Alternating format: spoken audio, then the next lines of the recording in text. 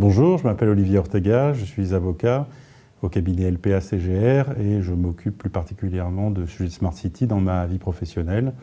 J'anime la commission juridique de la SBA. Ce que je retiens de ces universités, qui sont les premières pour moi, c'est l'affluence, le nombre de présents et la diversité de ceux qui sont là, aussi bien des experts, techniciens et ingénieurs que des décideurs, des donneurs d'ordre et des maîtres d'ouvrage, ce qui est une très bonne nouvelle.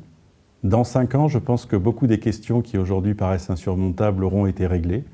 Je pense que le sujet qui se posera sera celui de la gouvernance des Smart Cities.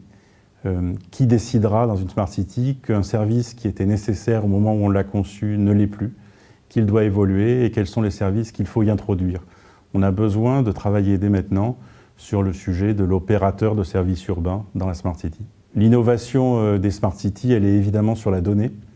La data, la ville va générer de la donnée, elle en génère déjà.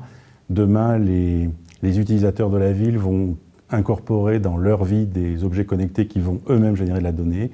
Et puis surtout, la Smart City elle-même va générer une donnée spécifique. Et donc, il va falloir régler le sujet de qui collecte, qui traite, et qui valorise et qui vend la donnée, pourquoi faire, dans le respect de la vie privée de ceux qui génèrent cette donnée. Oui, ça change beaucoup de choses parce que on a à traiter des questions pour lesquelles il n'y a pas de cadre juridique, ce qui est une très bonne nouvelle, parce que l'imagination est au pouvoir, et en même temps, il faut trouver des bonnes limites et quelque chose qui tienne le choc dans le temps.